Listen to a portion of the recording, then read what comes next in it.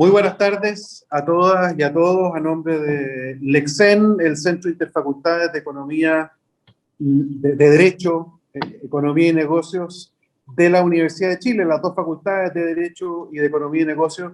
Es un placer tenerlos acá nuevamente los días martes. Ya estamos acostumbrados hace 3 meses que tenemos actividades regulares que nos ayudan a entender un poco más el proceso constituyente. Desde hace 2 semanas que estamos dedicándonos exclusivamente a analizar un libro reciente que se llama Tendencias Constitucionales, que escribieron los profesores Francisco Soto y Alejandro Corbalán de la Facultad de Derecho y de la hermana Facultad de Ciencias Físicas y Matemáticas de la Universidad de Chile. Hicimos una primera sesión donde fue la presentación del libro. La semana pasada hicimos una sesión sobre el cambio constitucional, que es la primera parte del libro. Hoy día vamos a discutir más bien la forma del Estado, y para ello, que es la segunda parte del libro, para ello, o segundo capítulo, vamos a tener la posibilidad de oír, en primer lugar, las exposiciones de Amaya Alves y Josep María Castellá, perdón, Andreu. Amaya, ella es profesora de la Facultad de Derecho de la Universidad de Concepción, así que un gusto tenerte aquí, Amaya. Josep María Castellá es profesor de Derecho Constitucional de la Universidad de Barcelona. Así que muchísimas gracias a ambos por su participación en esta presentación. La idea es que ustedes hagan una discusión de este capítulo en unos más o menos 15 minutos, 20 minutos.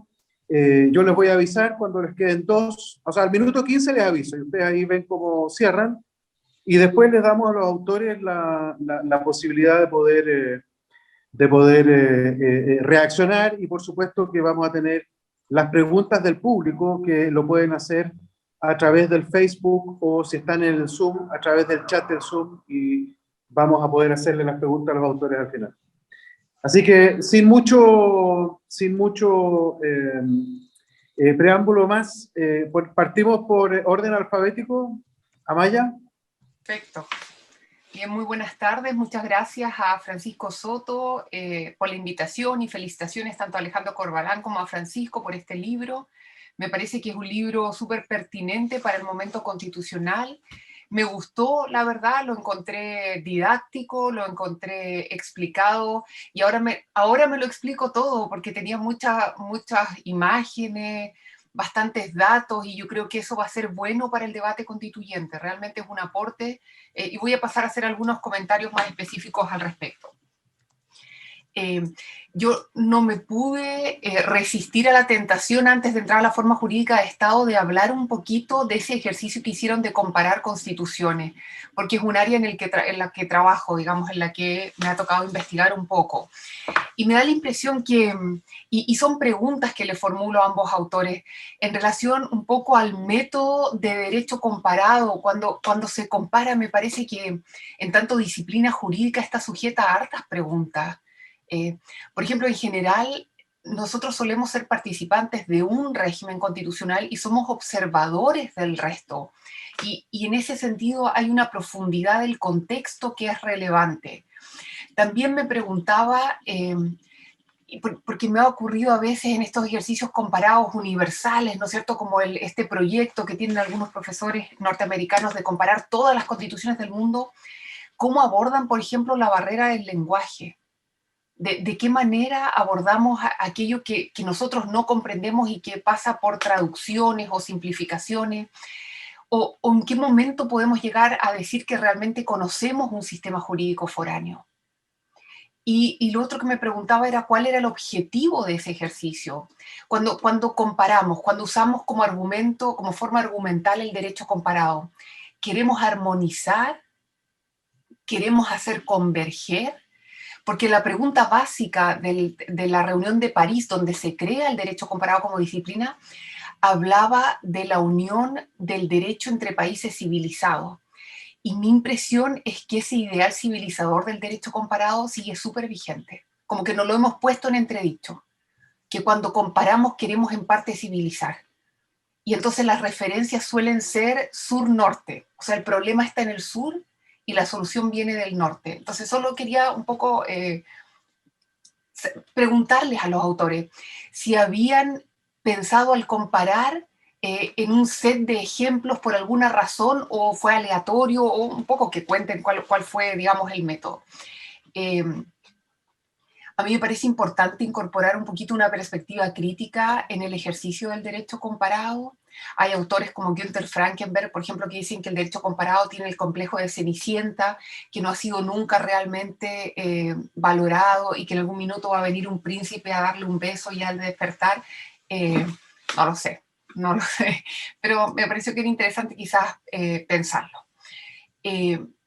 Y ahora sí voy, después de esa reflexión inicial, a la forma jurídica de Estado.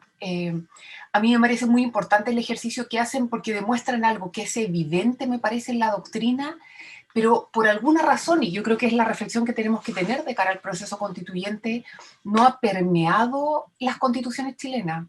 Hemos tenido 12 constituciones en Chile. Todas han declarado la forma jurídica de Estado unitario, de manera directa o de manera indirecta. Tuvimos, sí, ¿no es cierto?, un ejercicio de derecho de un Estado jurídico federal en 1826.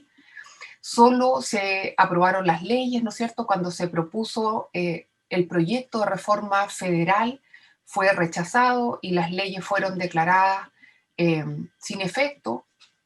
Ahí se usa una terminología jurídica un poco distinta, pero se declaran sin efecto en 1827. Alguna vez me tocó investigar el ejemplo federal en Chile y era bien sorprendente las declaraciones de las asambleas regionales. Decían que no podían llevar adelante el federalismo porque tenían la tropa impaga, esa era la razón de concepción, que tenía una sublevación militar. En otras partes no entendían muy bien de qué les hablaban. Entonces yo creo que ahí también hay un tema histórico que seguramente es interesante de analizar, pero que no es el momento ahora.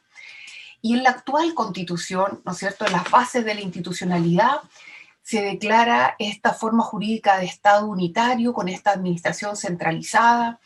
Y a mí me llamó mucho la atención una información que está en la página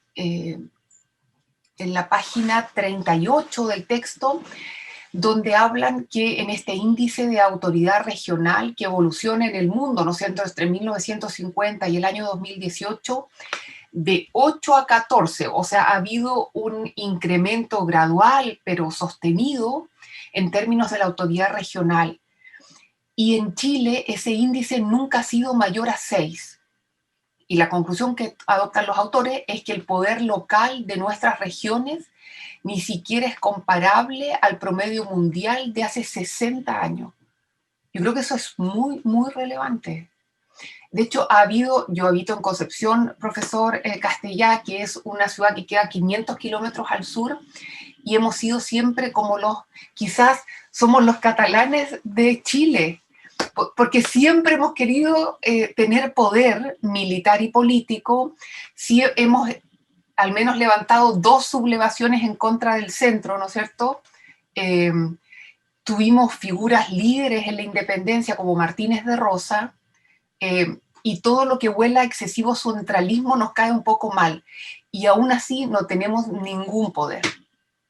Si usted nos puede dar la clave para desentrabar eso, yo se lo agradecería mucho, porque lo necesitamos en esta pasada del proceso constituyente.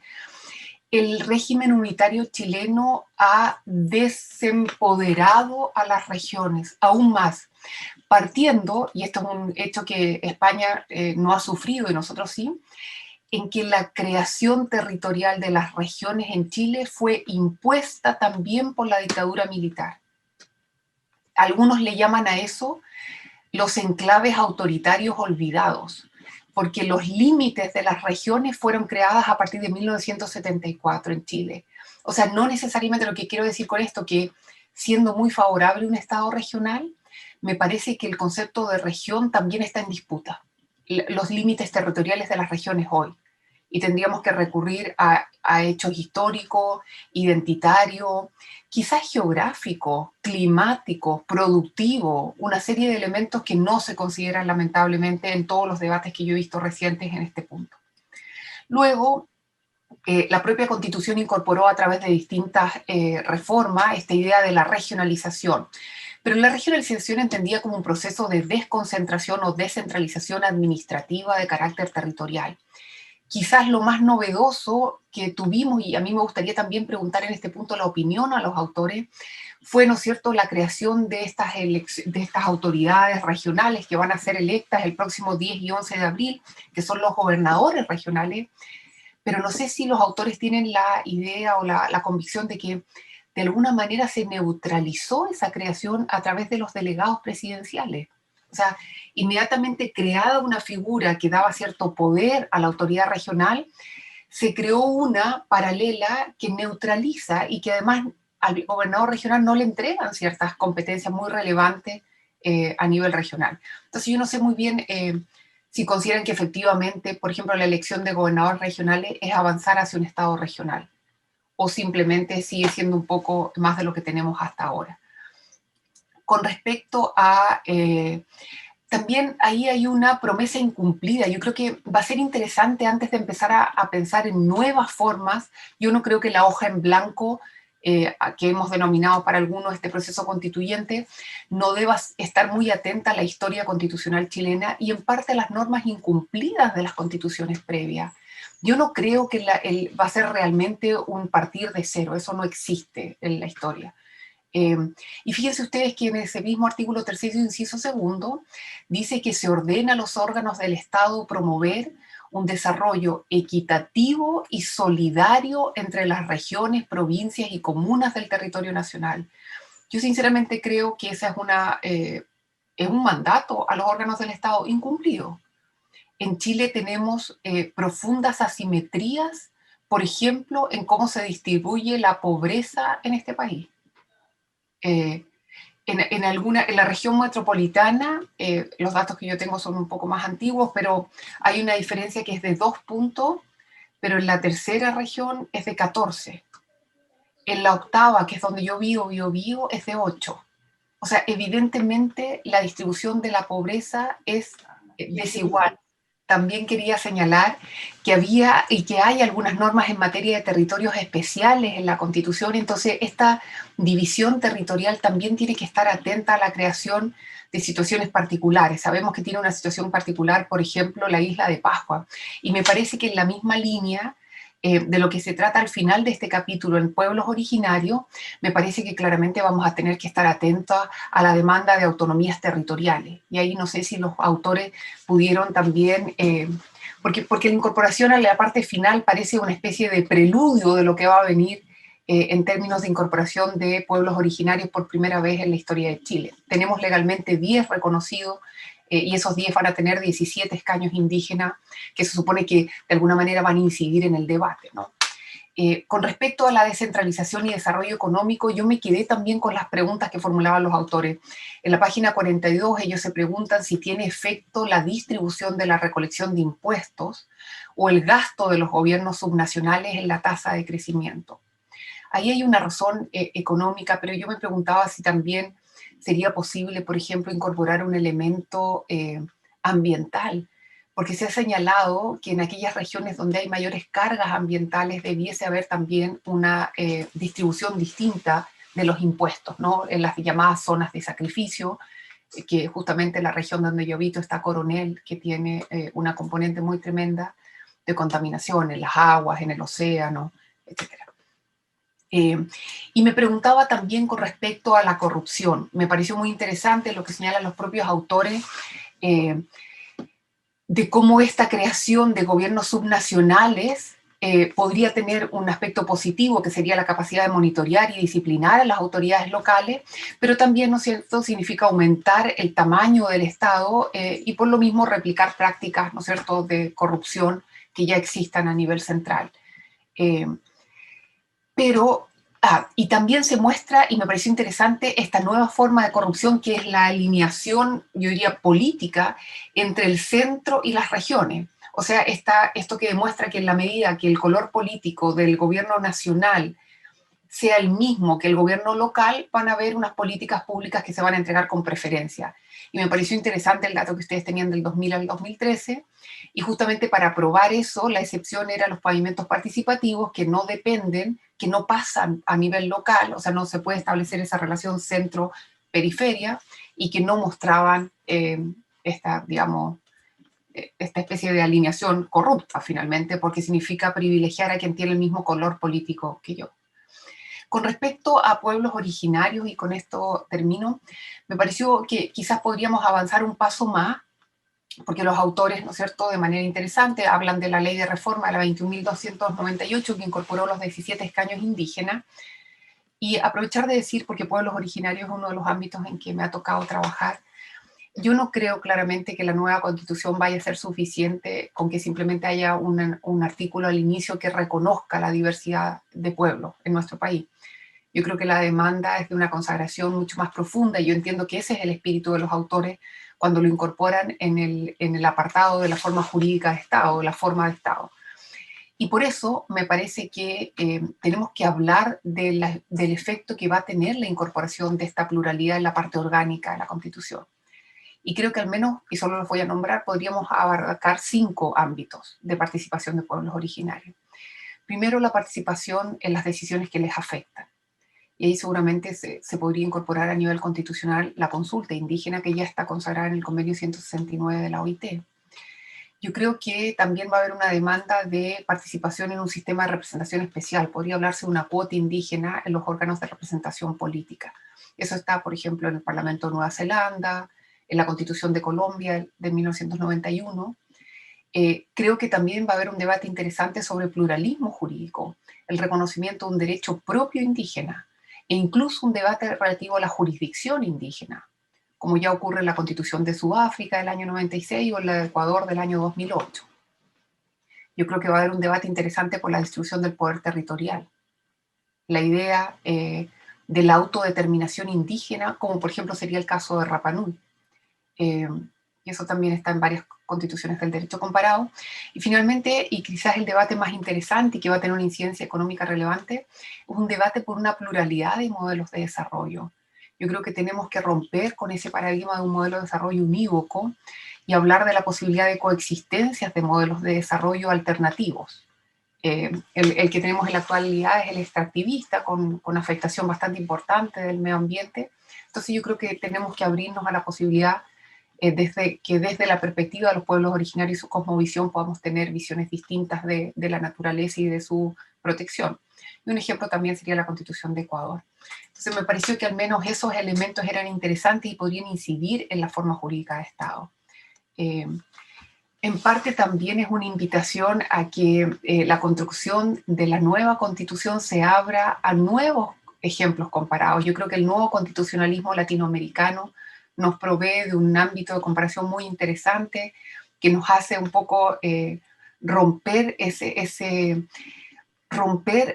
la comparación necesaria con un modelo europeo. Yo creo que ahí quizás es un momento histórico en que vamos a poder hacer eso, quizás no, pero agradezco mucho a los autores porque me hicieron pensar en aspectos que no había considerado en lo que había investigado hasta ahora, especialmente en los aspectos de descentralización y corrupción, y descentralización y desarrollo económico.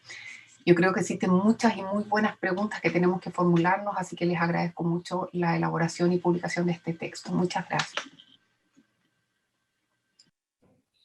Excelente, Amaya. Muy, muy interesante puntos que vamos a conversar enseguida. Te damos la palabra entonces, Josep María. 15 a 20 minutos, te aviso. Perfecto. Gracias, Guillermo. Gracias. Buenas tardes a todos. Estoy muy contento de participar en este acto. Decías ahora, Amaya, que Concepción tiene ese paralelismo con los catalanes. Hasta ahora había oído por parte de Francisco Soto que Chile era en América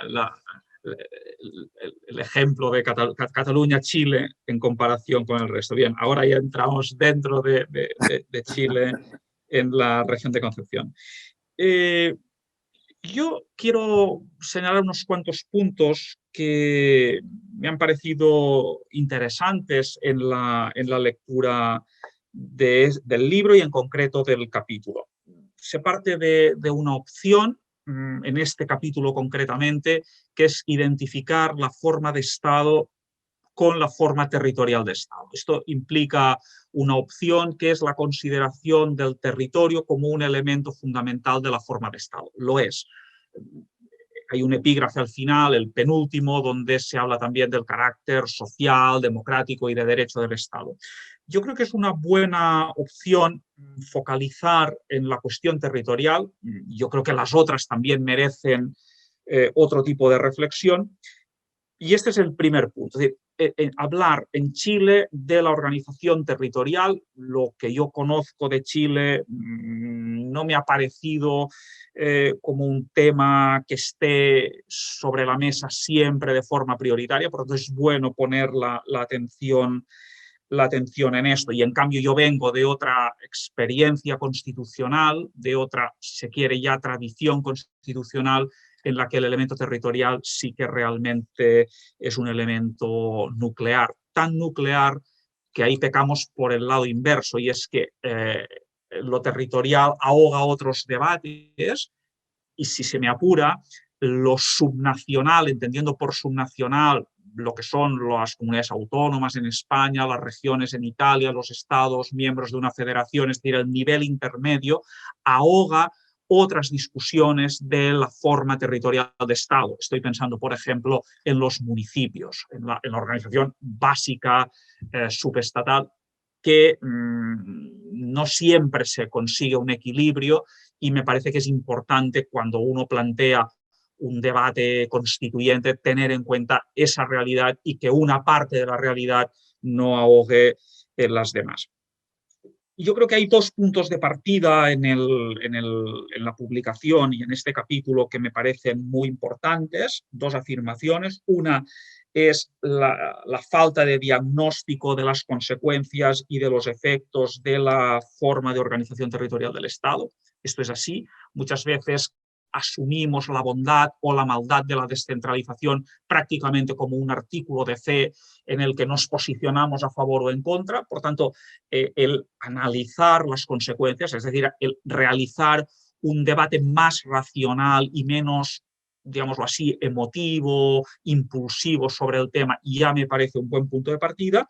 Y el segundo punto es una afirmación demostrada empíricamente, y creo que es así, y es que en las últimas décadas ha habido una cierta tendencia hacia la descentralización. Luego matizaré esto, pero como punto de partida me parecen bueno, me parece bien ponerlos encima de la mesa.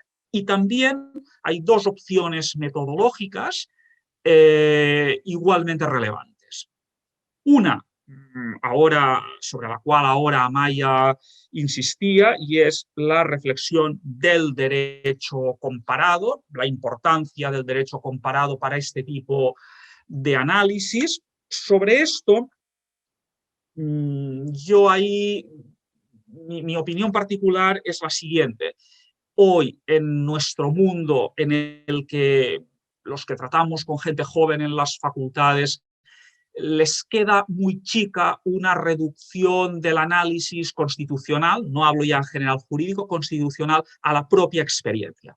Yo creo que quizás las generaciones anteriores vivíamos el derecho y las constituciones como una experiencia nacional, y toda nuestra reflexión se volcaba sobre esto. Hoy yo creo que la perspectiva comparada es una perspectiva a la que naturalmente se ven abocadas por la comunicación de todo tipo las jóvenes generaciones. Y entonces sale, y es muy pertinente la pregunta de Amaya del ¿para qué el derecho comparado? Yo simplemente diría que podríamos obviamente estar mucho rato hablando, pero es conocer para comprender mejor nuestro propio ordenamiento. Una mirada externa nos ayuda a volver con más elementos de conocimiento sobre nuestra propia experiencia, y también a contextualizar esta experiencia en otras en las que se viven realidades parecidas o diferentes, y que por tanto nos ayudan a valorar estos elementos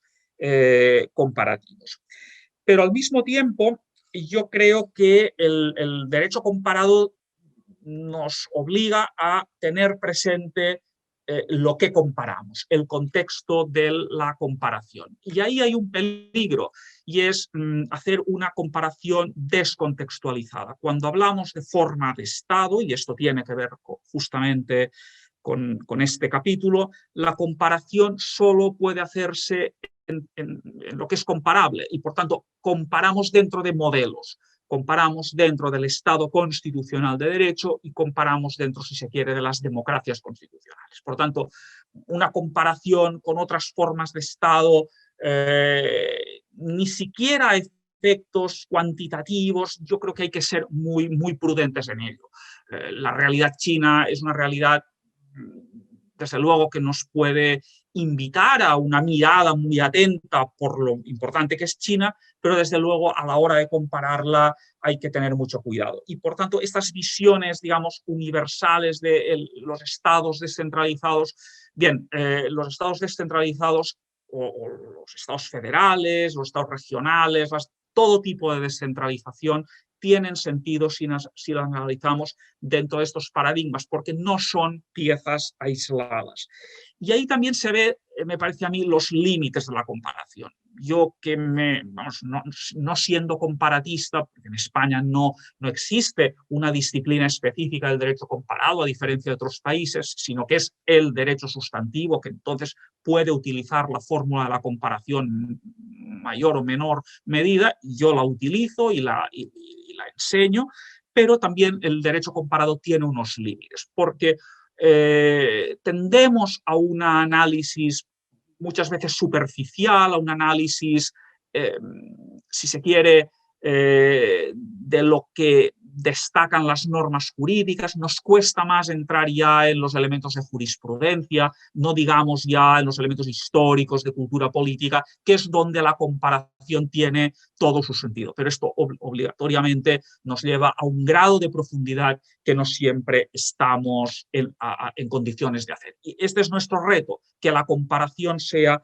lo más pertinente posible para que nos diga realmente no solo lo que está escrito en la norma, sino su aplicación, los elementos en cada una de estas experiencias. Y yo creo que ahí hay un esfuerzo en la brevedad, pero un esfuerzo importante de lo que se está haciendo aquí. Y el segundo dato del modelo de análisis que me parece muy, muy destacable es la colaboración interdisciplinar, la introducción de datos que provienen del mundo de la economía, y que esto yo creo que, al menos en muchas tradiciones jurídicas, las europeas desde luego, pues no estamos acostumbrados a ella, y es lo que nos ayuda justamente a hacer este diagnóstico correcto que era el punto de partida, y desde este punto me parece muy, muy destacable. A partir de aquí, mis consideraciones van en la línea siguiente.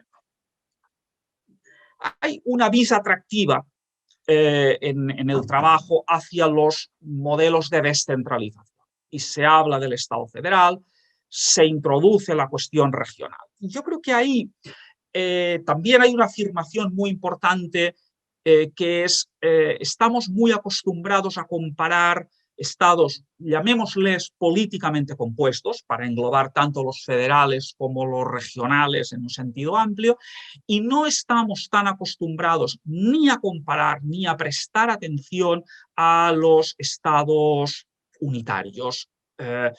Llamarlos centralizados es equívoco, pero sí de descentralización administrativa.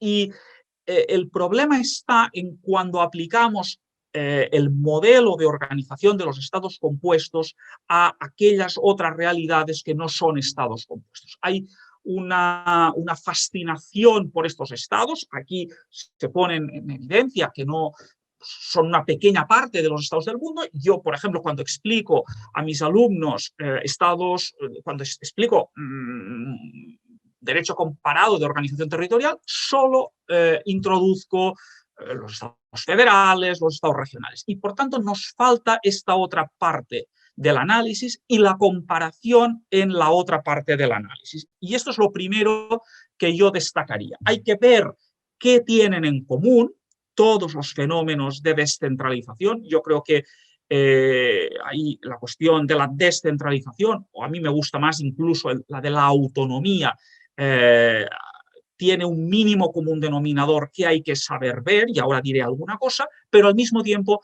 rápidamente surgen unas diferencias que también debemos tener muy presentes para llevar a cabo una comparación pertinente. Desde este punto de vista, lo primero que yo destacaría es si nosotros miramos los fenómenos de descentralización que ha habido en los últimos, pongamos desde los años 70. Fijémonos, en los años 70 se produce el paso de un Estado unitario centralizado a un Estado regional en Bélgica, que en los años 70 hay un intento fallido, el primero en el Reino Unido de descentralización, que luego triunfará en los 90, que hay unas primeras y parciales descentralizaciones en Portugal, acotadas a los archipiélagos, que la descentralización española se produce también a finales de los 70. Por lo tanto, si nos situamos en esta perspectiva temporal de los 70, luego los 90, ese proceso de descentralización increciendo, lo primero que yo destacaría es que un Estado que es unitario difícilmente pasa a ser un Estado federal. Pasa a ser un Estado regional, el caso italiano, lo he olvidado antes, también es de los 70, y por tanto pasa a lo que a veces se llama como una fórmula intermedia. Es decir, yo creo que es incluso países como Francia, cuando avanzan hacia la regionalización que se consagra constitucionalmente a principios del 2000, en el 2003, también es gradual. Y yo creo que esto es muy importante, entender el gradualismo. No hay un paso de un Estado unitario centralizado a un Estado federal stricto sensu. Es más, algunos de los viejos estados federales, justo por lo que antes hablaba del contexto, piénsese en la Unión Soviética o en Yugoslavia, no eran realmente estados federales porque había un partido unificante que era el Partido Comunista, y cuando aquellas experiencias se vienen abajo porque el modelo de Estado, en tanto que Estado no liberal democrático, no un Estado constitucional de derecho, esto supone ya digamos, no evoluciona hacia un Estado federal, evolucionan hacia una aparición de nuevos Estados y, por tanto, se quiebra aquella unidad anterior. Esto es lo primero que yo diría. A partir de ahí, sí que hay una pregunta que es fundamental, y es ¿para qué la descentralización? ¿A qué sirve la autonomía? Con sus diversas variables, de la administrativa a la política. Y ahí vemos cómo, si tuviéramos que clasificar todas las experiencias, insisto, muy heterogéneas de descentralización o de autonomías, vemos cómo hay una finalidad democrática, acercar el poder al pueblo, y esto es bueno porque supone un mayor conocimiento de la realidad, la posibilidad de participación. Pensemos en Suiza, por ejemplo, pero al mismo tiempo hay un elemento que también hay que advertir, y es el que vosotros aludís cuando habláis de la corrupción. El federalista, ya en su punto 10, ya pone en evidencia cómo la corrupción es más fácil en entidades pequeñas porque va a permitir que una élite cerrada sin contrapesos pueda ser más importante. Por tanto, la cercanía va bien en cuanto a la decisión, pero el control de la decisión implica una cierta lejanía. Y justamente esto es uno de los puntos importantes a los que lleva la descentralización, que es a un gobierno multinivel. Y esta es otra clave, me parece, común en todo esto. Tenemos varios niveles de gobierno, en el que está el municipal, en el que están los regionales y en el que está el estatal. Y por tanto, de esta manera llegamos a una segunda función de la descentralización, a lo que sirve, y es justamente a procurar unos mejores checks and balances, unos mejores frenos y contrapesos de poder. Si se quiere, es la función liberal de división del poder que está en el federalismo americano, que está en otros lugares, para preservar de esta manera mejor los derechos de los ciudadanos. Por tanto, evitar la concentración del poder, sea del poder lejano, desconocedor de las necesidades concretas, pero sea también del poder cercano, que es peligroso si no tiene estos contralímites. Luego, una tercera función es una función, llamémosla así, funcional. La división de poderes implica la introducción del principio de eficacia. Es lo que también aludís con la cuestión de la subsidiariedad. La subsidiariedad vertical implicará tomar la decisión allí donde la decisión es más eficaz, allá donde la decisión mejor puede ser tomada. Y esto, fijaros, implica, otra vez vuelvo al principio, un criterio de racionalidad, es decir, de un análisis de dónde es mejor tomar la decisión. Y cada competencia nos va a decir si es mejor que las relaciones internacionales estén en manos del Estado, si la política de ordenación territorial es mejor que esté en manos regionales, si las cuestiones locales pues sirven para atender mejor las necesidades cercanas. Y la cuarta función es una función, digamos, de reconocimiento de identidades, y ahí esto lo tocáis en el último punto, en relación sobre todo con las poblaciones indígenas, lo que vemos es que hay una demanda de reconocimiento de determinados pueblos que han sido postergados, pero al mismo tiempo también hay una advertencia de, podríamos decir, los peligros a los que pueda llevar una exacerbación de esto, que al final es lo que es esto del Estado multicultural. Y citáis muy bien a Kymlicka, pero el multiculturalismo tiene también sus peligros, porque hay una diferencia ahí entre el pluralismo y el multiculturalismo. El pluralismo significa el reconocimiento de una diversidad, pero dentro de una comunidad política, y se afirma esta comunidad política como espacio, un único espacio, un espacio compartido de solidaridad, un espacio de ejercicio de los derechos, también de los derechos sociales y económicos. De lo contrario, se va a coexistencia de comunidades aisladas que se desentienden del todo y que, por tanto, hay un peligro en un uso del derecho de autodeterminación que no se corresponde con lo que en el derecho internacional se corresponde. Si nosotros tratamos de aplicar estas cuatro funciones de para qué sirve la autonomía, de para qué sirve la descentralización a cada una de las realidades, nos damos cuenta cómo detectamos varios puntos que pueden ser de interés. Uno de ellos sería,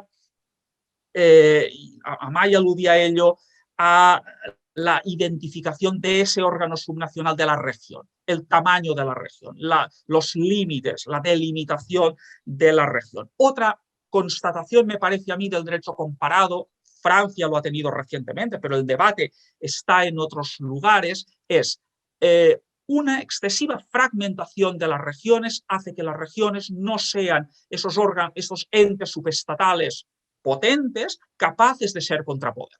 Y por tanto acaban siendo muy manejables por parte del Estado y acaban en el fondo convirtiéndose en unas macromunicipalidades. Por lo tanto, la región, para ser eficaz como contrapoder y para poder gestionar bien determinadas funciones, debe ser fuerte. Este me parece, y la determinación de las regiones hay que hacerlo en un momento, si no en el constituyente, sí cercano al constituyente, porque si no se generan unas dinámicas políticas que va a ser muy difícil que luego esto pueda ser reversible. Fijémonos cómo en la mayoría de lugares las regiones se estabilizan y difícilmente cambian. Otra constatación, me parece, es los ámbitos regionales se identifican con el principio democrático a partir de la elección por sufragio universal de los órganos de gobierno. Y esto parece que es otra constatación general en el derecho comparado, desde las autonomías administrativas de Francia hasta los estados federales. La vinculación con el principio democrático. Esto es fundamental y a partir de ahí, efectivamente, cómo se articula con la participación. Otro, ya he aludido al elemento multinivel, por tanto, ya lo dejo dicho. Otro me parece el principio de cierta homogeneidad institucional. Si nosotros miramos todos los estados compuestos, vemos cómo la forma de gobierno, no de Estado, la forma de gobierno de la nación, del Estado central, suele replicarse en los diferentes modelos. Es muy difícil encontrarnos estados presidenciales y que luego tengan sistemas parlamentarios a escala infraestatal. Suele haber, no es una ley, es una constatación de que hay una cierta armonía institucional. Por tanto, cuando se diseña la forma de gobierno, se aplica o se replica a cada uno de los ámbitos de gobierno, evidentemente con las particularidades que requiera. Y por último, los elementos asimétricos, a los que también aludía Amaya. Un diseño desde arriba, un diseño sobre el papel, digamos, geométrico, suele chocar con las diferencias de cada lugar. Y a mí me parece que desde este punto de vista es muy importante tener en cuenta realidades que son, por ejemplo, las realidades metropolitanas, que en algunas constituciones, por ejemplo la italiana, se incorporan. No es lo mismo una realidad metropolitana potente, que lleva a cabo muchos servicios públicos, que incluso puede ser más poblada que una región, y por tanto, sin ser una región o si se identifica con una región, hay que ver qué ocurre con esas realidades asimétricas. Y luego otra realidad asimétrica es obviamente la que nos viene por la lejanía. Hablabas de Rapa Nui, es decir, de necesidades muy específicas. Y por último, la condición de las poblaciones indígenas. Pero esto yo creo que plantea cuestiones que son parcialmente iguales, pero también parcialmente distintas a las de cualquier diseño territorial nacional. ¿Por qué? Porque ahí estamos combinando autonomías territoriales que a veces se identificarán con la realidad indígena, con autonomías funcionales y que por tanto no tienen solo un alcance territorial. Y ahí es importante ver exactamente cómo se compaginan estas. Yo creo que si nosotros miramos también el derecho comparado, pueden haber soluciones muy distintas. Y yo creo que todos coinciden en la necesidad de reconocimientos, y ahí vamos a reconocimientos no cerrados, sino a reconocimientos. Uno no tiene una identidad, Maluf ya lo dijo, ¿no? Las identidades pueden ser asesinas cuando se convierten en excluyentes, uno al mismo tiempo pues tiene varias identidades y cómo se compaginan, y esto es el pluralismo, y también la atención y por tanto la consulta a las necesidades específicas como una forma de participación. Yo en cambio soy muy reticente a lo que es la fragmentación de la representación política. Y ahí ya sé que se están dando pasos, citabas antes Nueva Zelanda, y citáis vosotros en el texto algunos, aunque quizás habría que mirar más detenidamente la realidad peruana, la realidad mexicana. La fragmentación de la representación me parece que se puede entender justamente como corolario de este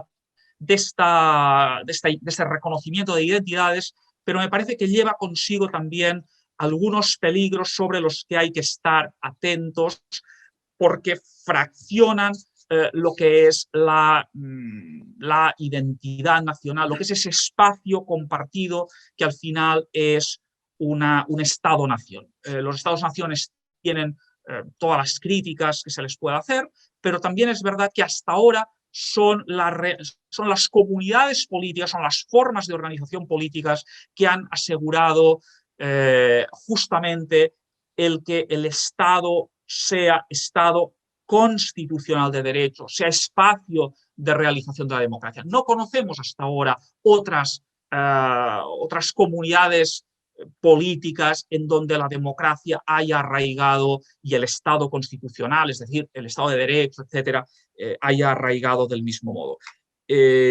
Como espacio, por tanto, también de solidaridad. Y con esto acabo. Ya veis que he hablado del derecho comparado, he hecho algunas alusiones teóricas, siendo consciente de lo que ha dicho Amaya, de que la realidad histórica, de que la tradición constitucional es más importante que la del derecho comparado, pero la tradición nacional la sabéis vosotros, y esto os toca decirlo a los chilenos. Mi mirada era una mirada limitada, porque el derecho comparado es limitado, pero una mirada externa, digámoslo así, desde un punto de vista de categorías, desde un punto de vista de elementos que están en el debate. Gracias. Perfecto. Muchas gracias, Josep. Muy interesante.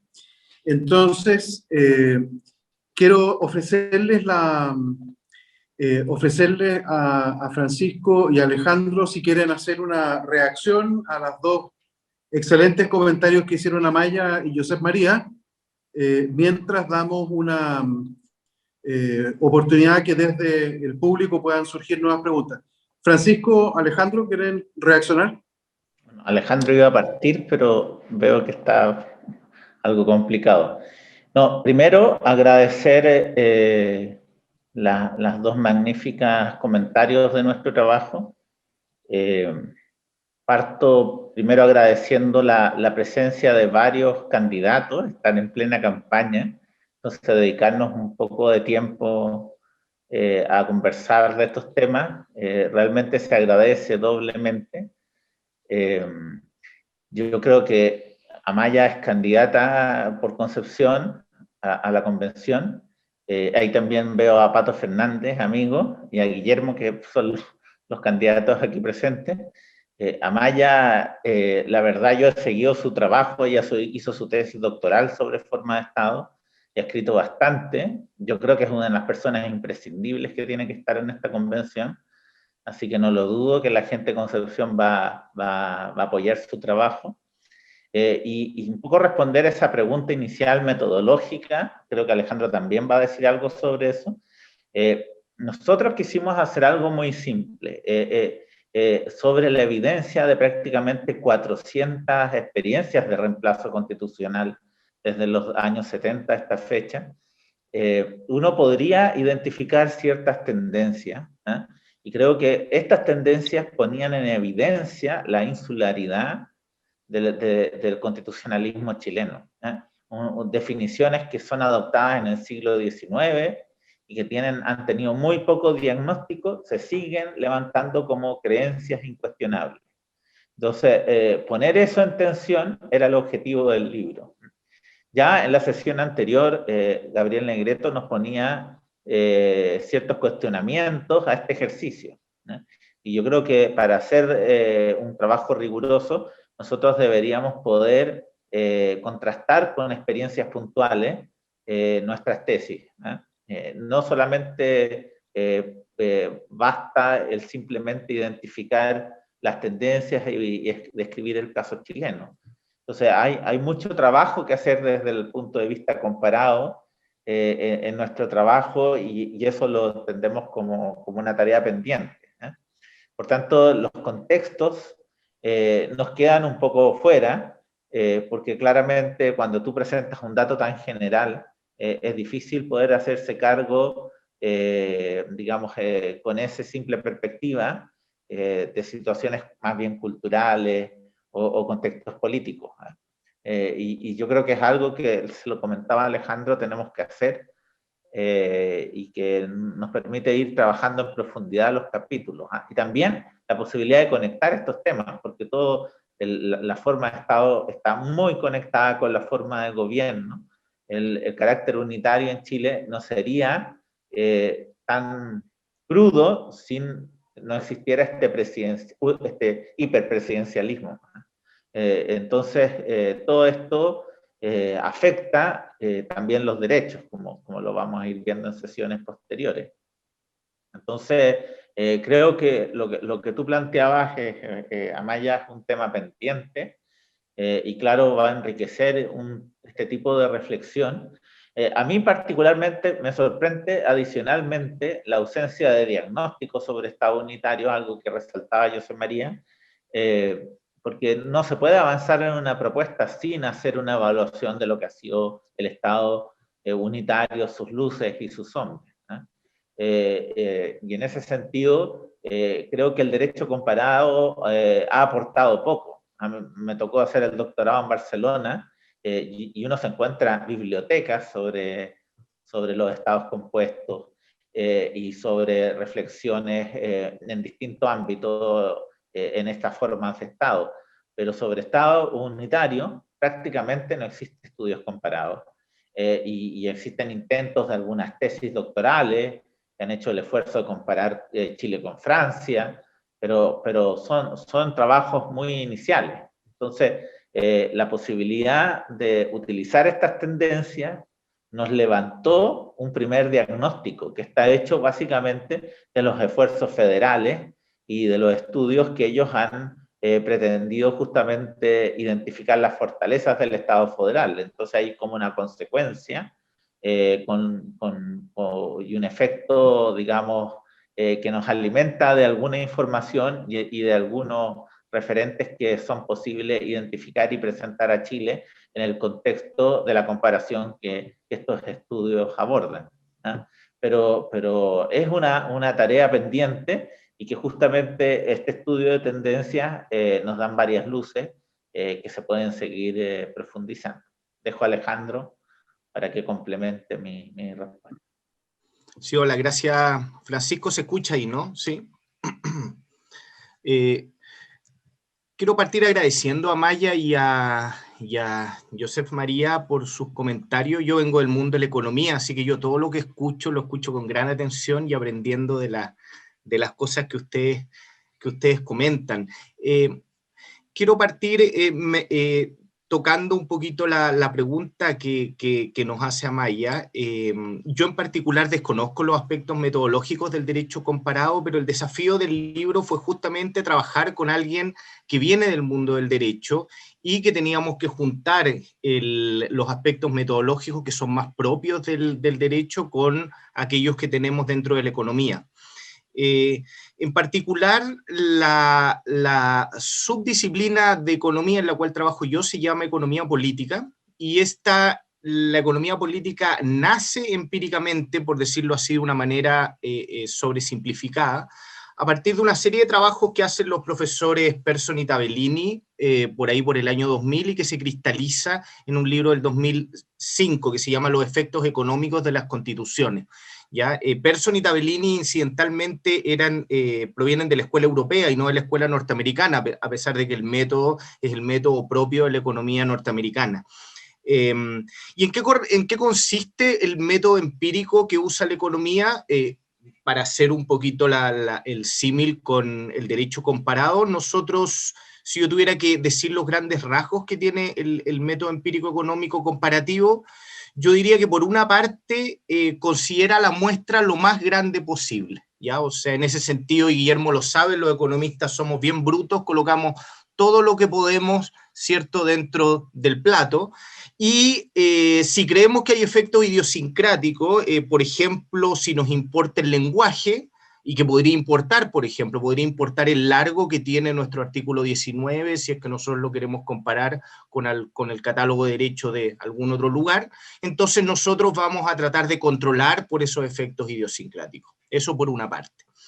Y el segundo rasgo fundamental es la preocupación que vienen mostrando los economistas ya hace largos años por el llamado problema de la endogeneidad, es decir, el hecho de que las constituciones y el hecho de que las instituciones en general no aparecen de manera aleatoria, sino que efectivamente son consecuencia de los mismos fenómenos sociales, económicos y políticos, y que por lo tanto tenemos que hacernos cargo de eso, digamos, si es que nosotros no creemos que las instituciones son epifenómenos, y ahí que solo dependen de la estructura social anterior. Si nosotros creemos que efectivamente tienen algún tipo de efecto, entonces tenemos que tratar de hacernos cargo de cómo se generaron. Yo creo que esas son las dos diferencias centrales que tratamos de hacer convivir un poquito con el derecho comparado dentro del libro. Ahora bien, como decía Josep María, nosotros tratamos en el libro de mostrarnos muy cuidadosos respecto de las conclusiones. Lo que queremos expresar de manera general es mostrar de manera lo más evidente posible, de manera visual, de manera gráfica, de que existe un rezago constitucional en Chile respecto a lo que se viene haciendo en otras partes, pero insistimos en varias partes de que no queremos dar recetas puntuales. Yo creo que una cosa que a lo mejor resulta un poquito evidente del libro es que tiene un nivel de ambigüedad. Nos comentaba eso mismo Janina Welp algunas semanas atrás, el libro es ambiguo, porque efectivamente en los mismos asuntos de descentralización, por ejemplo, se nota que nosotros los autores tenemos ciertas preferencias respecto a modelos descentralizados, pero no ahondamos en la manera que hay que hacerlo. Lo único que decimos es, mire, esto hay que hacerlo de determinadas maneras y no a partir de, o sea, no a partir de este diseño geométrico que no mira las especificaciones locales que comentaba Joseph María. Entonces, nosotros efectivamente estamos usando estos métodos generales, pero también queremos mostrar, como dice Francisco, algunos asuntos que son de naturaleza general. Déjenme terminar con una breve reflexión respecto al comentario final que hizo Joseph María respecto a al problema que tiene la fragmentación representativa.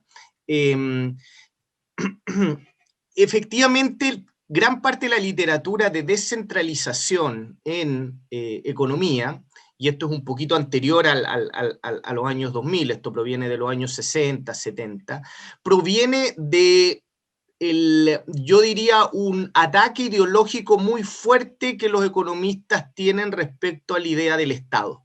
Y se plantea la descentralización política como una manera de domar el leviatán, dicen de manera específica. Es quitarle competencias generales al Estado para generar competencias a nivel local.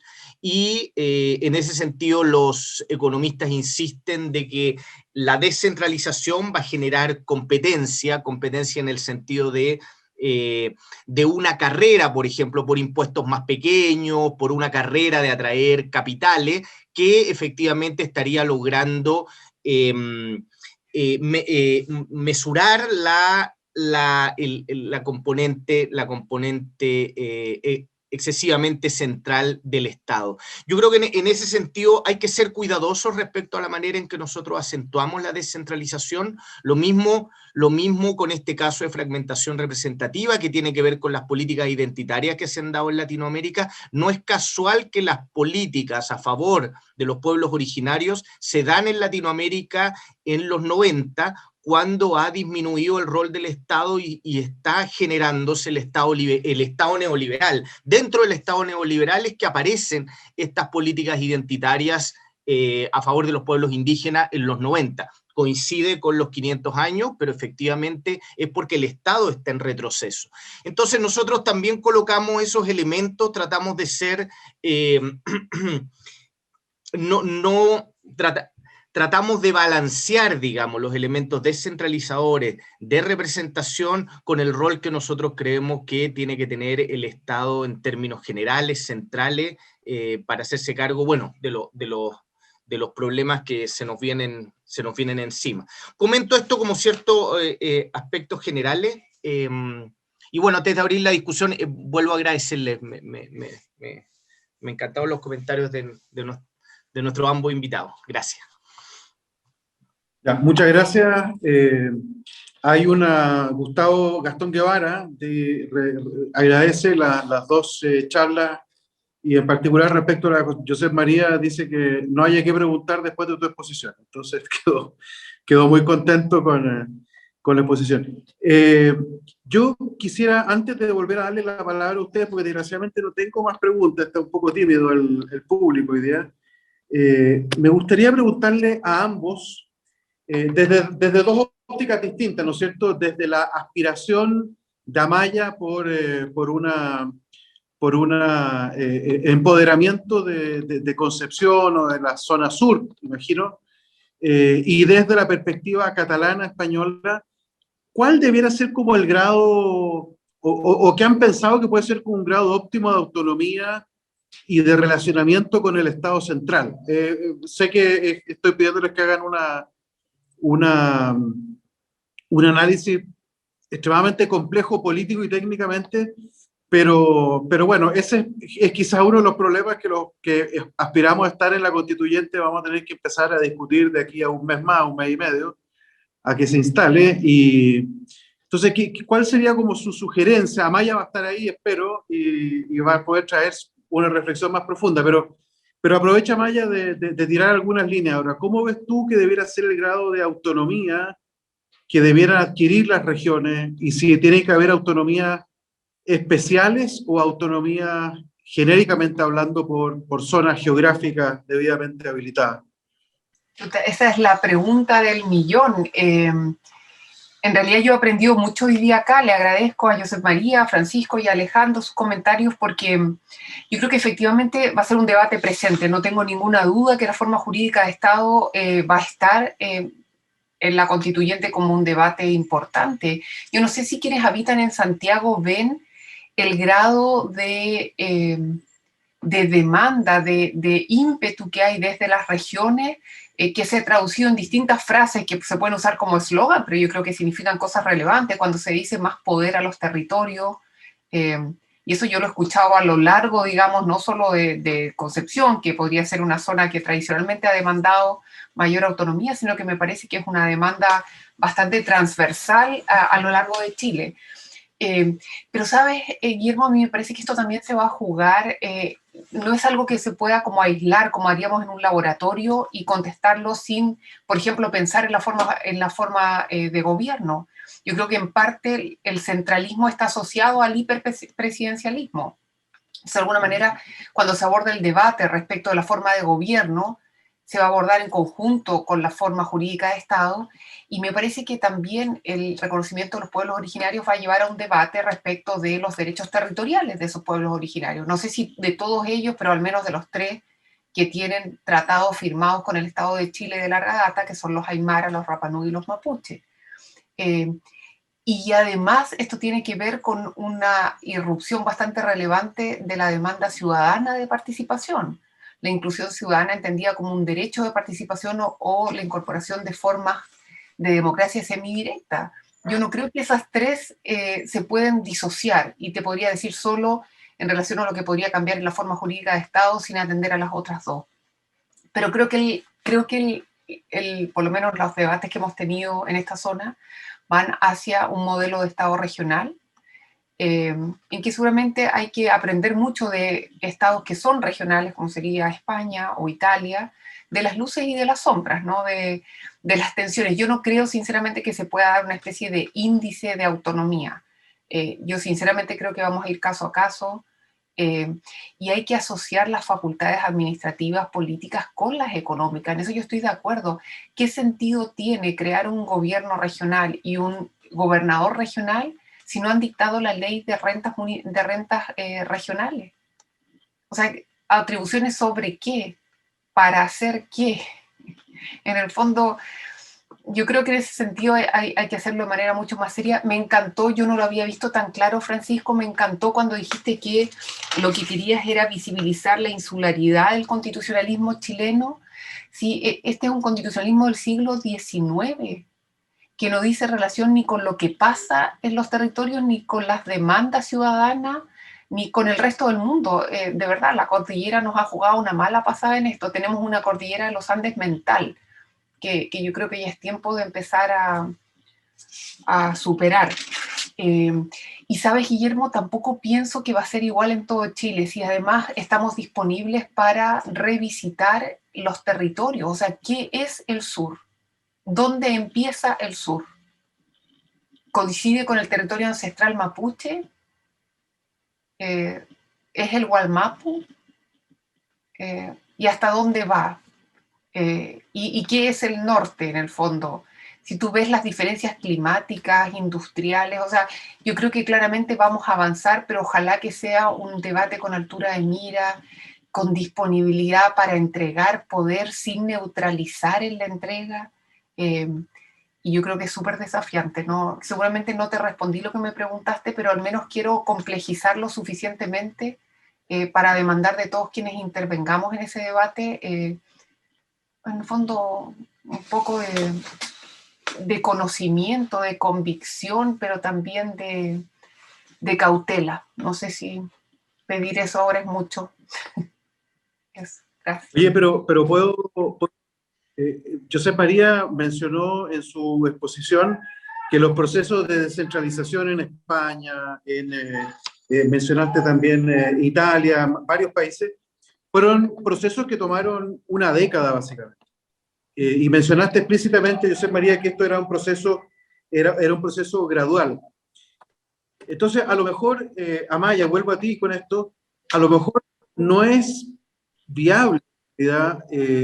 Responder las preguntas que tú haces en el contexto de una convención que va a durar un año y que tiene un plazo fatal. A lo mejor esa toma de conciencia de qué es lo que es el sur quizás es algo que va a tener que resolver el país con el nuevo régimen que salga de esta constitución, y ahí el régimen político quizás cobra una nueva significancia que va a permitir eventualmente evolucionar hacia esa conciencia de cuál es el verdadero, cuál es la verdadera estructura administrativa del Estado que refleja nuestras preferencias, nuestras creencias, ¿no? ¿No crees tú que puede pasar algo como eso? A lo mejor es demasiada pega para un año zanjar ese punto. Sí, pero ojo ahí, porque tenemos esta cultura jurídica exégeta, no positivista, lo que no quede en la Constitución no va a estar. Entonces los llamados al minimalismo constitucionalista me da la impresión que son unos cantos de sirena de personas que tienen la esperanza que no quede y que se nos olvide quizá. Sí, pero si tu comentario es que quede lo central y lo básico y después lo implementamos, por supuesto, las constituciones son procesos. La constitución no es el texto, no es la palabra. La constitución evidentemente va a significar quizás una generación completa para implementar. Pero no creo que la nueva constitución deba decir Chile es un Estado unitario. Creo que eso sería desconocer la demanda ciudadana real por entregar poder a los territorios. Creo que debiera decir que Chile es un Estado regional.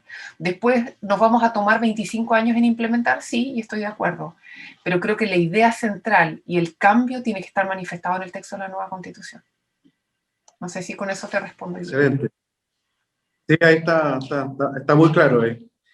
Josep María. Sí, yo francamente, ¿cómo lo veo? Mirad, yo soy el primero que diría el modelo español me lo tomaría con mucha cautela y aprendiendo más de los errores que no seguramente de los aciertos. Yo creo que hablar de Estado regional es un paso para evitar introducir en el debate político el federalismo, que me parece pues, implica... Ya sé que hay federalismos muy diferentes, pero al final es la idea de un pacto de algo que estaba separado y que después se une. Y esto, la realidad italiana o la realidad española, seguramente la realidad chilena no responde bien a esto. Otra cosa es como Bélgica, que luego en un momento determinado, como culminación de un proceso de descentralización, pues se acaba convirtiendo en Estado federal. Pero no deja de ser algo, el caso belga, más bien excepcional. Entonces, si vamos ya al Estado regional, el Estado regional es algo que se crea a través de la Constitución de la Segunda República Española, se formaliza teóricamente, dogmáticamente en Italia, y luego ya, francamente, a diferencia del Estado federal, no podemos establecer muchos vínculos entre los diferentes regionalismos, porque a veces son descentralizaciones parciales, caso de Portugal, el caso español no es bien un Estado regional porque tiene elementos de Estado federal, es decir, a diferencia del modelo federal, yo dudo que haya un modelo regional, salvo que sea explicar el italiano, pero es que el italiano ha cambiado en sus 50 años y hay un antes y un después para simplificar del año 2000. Y Francia es un Estado descentralizado con regiones. Yo no diría que sea un Estado regional. Yo creo que quizás el punto clave ahí es que lo que sí tienen en común los estados, llamémoslo así, regionales, incluyamos, si se quiere, también la devolution británica, es que hay parlamentos. Y por tanto, si hay parlamentos, tienen potestad legislativa que no está subordinada a la potestad legislativa nacional. Y esto, la pluralidad legislativa, me parece que es un paso muy importante que hay que pensarse muy bien con lo que ello implica. Francia, precisamente porque sigue apegada a su, digamos, a su historia desde la Revolución, de la unidad de legislatura, son franceses los sometidos a la misma ley, esto implica que solo haya una Asamblea Nacional. Y esto implica que las regiones, aunque sus asambleas son representativas, son democráticas, pero no legislativas, otra cosa es que puedan tener muchos poderes financieros y competencias materiales muy desarrolladas, sin llegar a la descentralización de tipo legislativo. Yo creo que esta es un parteaguas muy importante, el tener o no tener potestad legislativa. Lo es seguramente más desde el punto de vista teórico que práctico, porque un reglamento del gobierno, una ordenanza al final puede tener unos efectos importantes como una ley, o una autonomía financiera muy importante puede ser más importante que el mismo hecho de tener una potestad legislativa. Yo a veces, si se me permite en este contexto, digamos, la desacralización de la autonomía catalana, pues seguramente ha hecho más por la autonomía catalana el tener una televisión propia que no el tener un parlamento que haga leyes. Es una caricatura, pero lo que quiero decir es que al final un instrumento como una televisión ha creado una identidad, la ha reforzado, la ha cohesionado, más que tener muchas leyes. Insisto en el elemento caricatura, pero para decir que en términos prácticos, tan importante como tener un parlamento hoy, puede ser, o más incluso, tener un sistema de televisión propio. Por lo tanto, primero aclarar esto y luego ir a ver otros modelos. Esta sería mi invitación. ¿Qué ocurre en Dinamarca? ¿Qué ocurre en Suecia? ¿Qué ocurre en Holanda? ¿Qué ocurre en Japón? Son estados unitarios, ya sé que la palabra pues, engloba muchas cosas, estados descentralizados administrativamente, pero a veces con potentes administraciones regionales que no tienen potestad legislativa. Y yo creo que son, lo decía Francisco antes, son los grandes olvidados. No les solemos prestar atención. Yo honradamente sé poco de esto, pero creo que yo me fijaría bien en esto. Dicho esto, es verdad que hay otras cuestiones que pueden ser interesantes. Primera cuestión. ¿Qué concepto de nación utilizamos? Porque en el fondo estamos asumiendo uno de los conceptos de nación, que es el alemán. Y el concepto de nación, y es el que asumimos en España, pero no es el concepto universal de nación. Para el concepto francés de nación como comunidad política sigue teniendo una fuerza democrática muy importante, como igualdad de derechos. Igualdad no significa necesariamente homogeneidad, pero es un estatus de derechos. Y esto son derechos de libertad y derechos sociales. Por supuesto, de derechos políticos, en tanto que participamos todos, toda la comunidad política. Yo creo que esto es importante, porque si vamos a una definición, si asumimos que la nación es la identidad lingüística, la identidad cultural, con una voluntad de autogobierno, hay que ser conscientes de esto y quizás esto tiene que ver con el reconocimiento que decía antes, pero ojo con lo que lleva esto. Es decir, vosotros estáis en un estadio, podríamos decir, inicial del debate, visto desde España y desde Cataluña. Estamos en un estadio, digamos, ¿qué ha ocurrido en 40 años? Y en 40 años lo que hemos visto es que las autonomías que han tenido una parte muy importante para el desarrollo del país, para el desarrollo social, porque no todo se agota en Madrid y por tanto ha habido como una explosión de energías debida, si se me permite, tanto al poder regional como a la democratización local. Lo que ha cambiado España realmente, y si lo habéis visitado, han sido sus municipios que han empezado a tener vida cultural, han tenido vida asociativa que antes no tenían. Y esto me parece muy importante. Visto desde ahora, todo esto ha quedado en segundo plano a la exacerbación de las diferencias. Y esto me parece que es el elemento que hay que tener en cuenta para no caer en esa pendiente resbaladiza hacia la nación como lo que me diferencia. No, la nación también es lo que me identifica como comunidad política. formada por pequeñas comunidades políticas, pero formando parte de un todo. Cuando la parte se quiere convertir en todo, se convierte en algo autorreferencial y esto acaba reivindicando soberanías originarias, acaba reivindicando cuestiones que hay que tener en vista esto, digamos, como un peligro al que no necesariamente se va, pero al que se puede ir. Luego, lo que se decía de las formas de participación, yo creo que esta es otra constatación en derecho comparado. Hay países donde no hay institutos participativos a escala federal, piénsese Alemania, piénsese Estados Unidos. Y en cambio, la democracia regional y la democracia local es muy potente, porque la participación tiene un ámbito muy propicio en las comunidades subnacionales. Y esta me parece que ahí sí que hay un elemento de heterogeneidad, se puede experimentar mejor. Y esto me lleva al último punto, y el último punto es, las constituciones no cierran la cuestión territorial.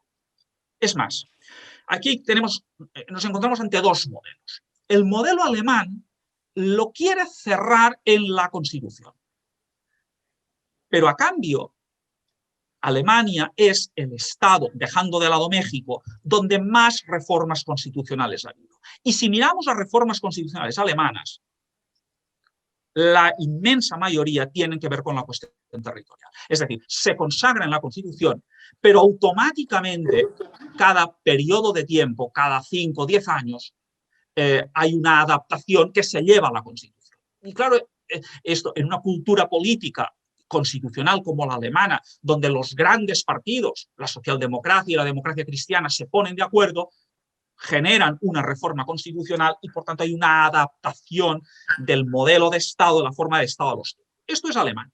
En otros muchos países, sea federales, sea regionales, Estados Unidos, España, Italia, lo que pasa es que las adaptaciones son adaptaciones, podríamos decir, no en el plano constitucional. Las constituciones tienen marcos de principios y de procedimientos.